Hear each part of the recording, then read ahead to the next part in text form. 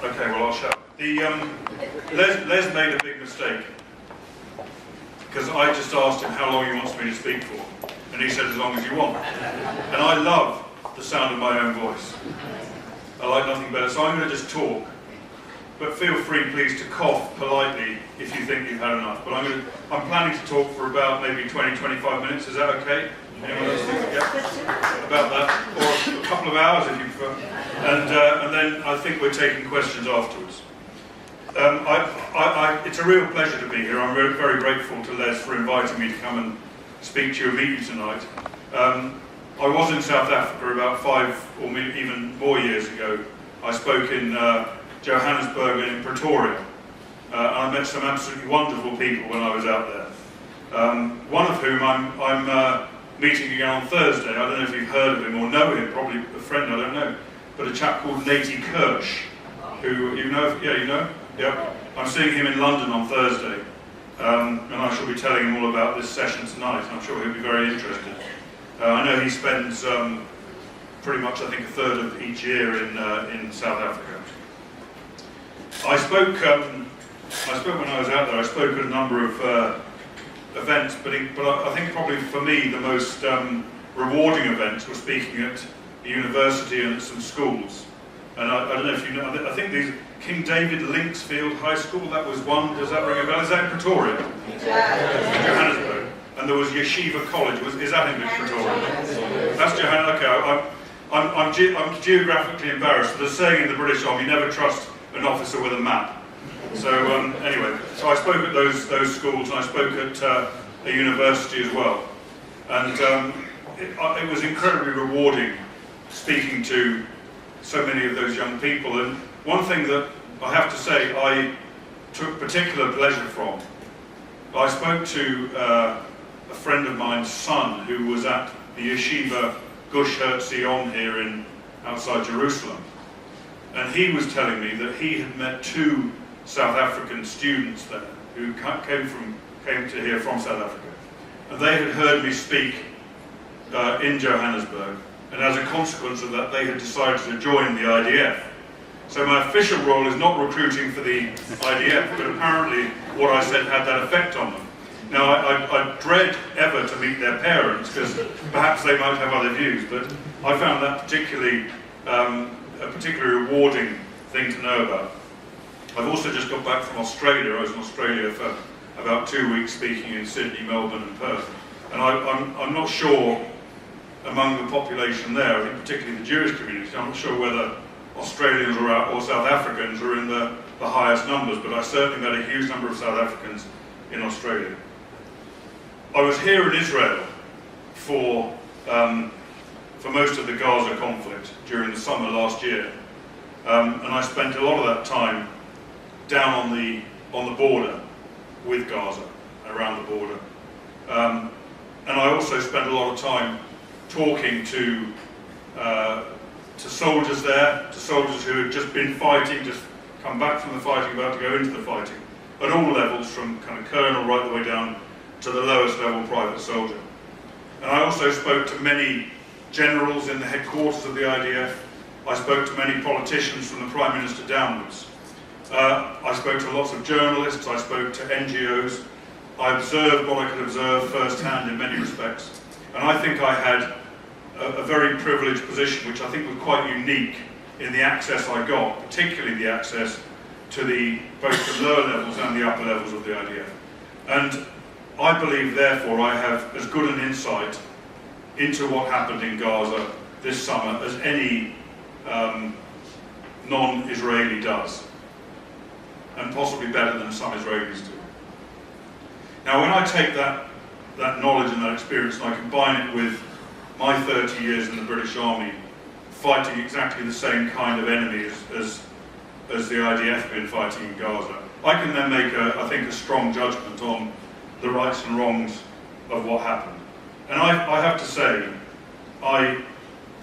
as a professional soldier, I'm absolutely sickened by what I see and read about and hear in the international media about the Israel Defence Force. Particularly when you think about those incredibly brave young men and women who are going in there to fight for their country, putting their life on the line. And they're getting for it, obviously they're getting the praise and thanks of the Israelis, but they know the extent of the abuse they're getting from around the world. False accusations of war crimes and crimes against humanity. The same accusations as they received back in 2008, 2009 from Judge Goldstone, that other famous South African, of whom you can be deeply proud, I'm sure. I spoke to Judge Goldstone. Sorry, I beg your pardon. I was invited to speak to Judge Goldstone before he made his report, and there was an effort made to try and arrange for that to happen, but he wouldn't see me. He said what I had to say was irrelevant. And so in the end, I did speak at the United Nations Human Rights Council in Geneva in the emergency session that was debating his report as it was published. And in as forceful terms as I could, I rejected what Judge Goldstone had said. And the point I made in that session was that the IDF made more effort than any other army in the history of warfare to save the lives of innocent civilians on the battlefield. And of course, that message was rejected by many people. It was challenged by many people. And every time people said to me, other military officers, politicians, human rights workers said to me, that's nonsense. And I would say to them, well, which other army has made more effort? Give me examples. And nobody can give an example because there aren't any, because what I said was in fact true. And Judge Goldstone, of course, retracted his worst allegations subsequently. Too late, and no one listened. And there was no media coverage of it particularly. And not only that, but it was also that his retraction, while his initial accusations against Israel were the truth, his retractions were part of the world Zionist conspiracy, as we all know. And the damage had been done. I mean, the words spoken by Judge Goldstone, the accusations made against Israel, increased anti-Israeli hate, were used as radicalization tools around the world, not just to initiate violence against Israel, but to promote and incite violent anti-Semitism in Europe and elsewhere. That was the consequence of Judge Goldstone's false accusations against the State of Israel. Now, I just want to talk, I know most of you will be fully aware of the reality of what happened on the ground in Gaza during the conflict, but I want to just mention a couple of things that you may or may not know about. The first one is, and I told you I had very close contact with a number of government ministers during the course of the conflict. And I can tell you that for those people outside here, of course, those people who believe that Israel was careless of the lives of innocent civilians or actually wanted to kill innocent civilians, on the Prime Minister's security cabinet, his war cabinet during the conflict, every single meeting, and they sometimes met once a day, sometimes met more than once a day, every single meeting, the first item on the agenda was Palestinian civilian casualties. Now that illustrates how important that subject was to the top level people directing the war. Let's not be naive. Of course they knew that this was an important subject in the international media. But having spoken to them, it's my belief this was not the driving factor, this was not the main motivating factor. They wanted to avoid killing innocent Palestinian civilians. You know that, I know that, the BBC does not know it, and the world's media doesn't know it, and the UN doesn't know it, and the human rights groups don't know it, but that is in fact the reality. And I always think, when I'm thinking about the morality of the Israeli nation and of the IDF, I always think of Golda Meir's words, which are reflected in that decision by the Israeli Security Council to consider Palestinian civilian casualties first. And Golda Meir, of course, as you know, said, we can forgive the Arabs for killing our children. We cannot forgive the Arabs for making us kill their children. And I think that is a salutary thing.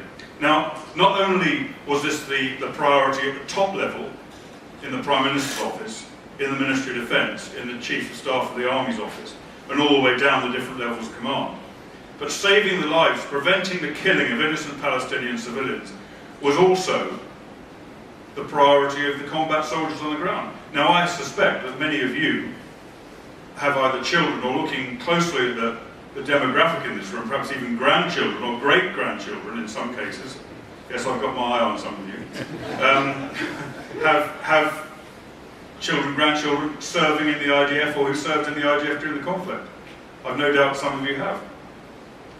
So you all know this as well as I do, but I spoke to young soldiers who were fighting in Gaza. And I spoke to one young engineer whose job was to go into a tunnel, go into the tunnels, get in there and clear the tunnels out before they were dealt with, before they were blown up and destroyed, the attack tunnels.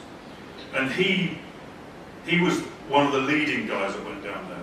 19 years of age, he was sitting down on the ground, drinking a cup of, I'm not sure whether you drink tea, coffee, or what the hell you drink, but he was drinking whatever you drink.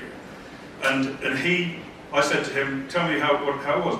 And he said, even when he was going down into that tunnel, and he'd just literally come back, in the darkness, going down on the rope, he didn't know what faced him. There could have been booby traps. He could have stood on a pressure pad, lost his legs. He could have been subject to a mine. There could have been machine gunners, snipers, people to try and kidnap him, suicide bombers, and of course human shields, which the Hamas used human shields, particularly children, down in the tunnels, or sometimes children, shall I say. Now he said even in those circumstances, when his own life was in the gravest of danger, and he was doing something that most of us would be utterly terrified even at the very thought of, he said even then, uppermost in his mind was the need not to kill innocent people because he knew there were human shields potentially down there. I mean, the heroism of that young man, I think particularly, thinking about that right at the point of battle, when you're in that situation, incredible. I heard the next day, just after I spoke to him, he was going back in, and I heard the next day he was killed in Gaza. I also spoke to a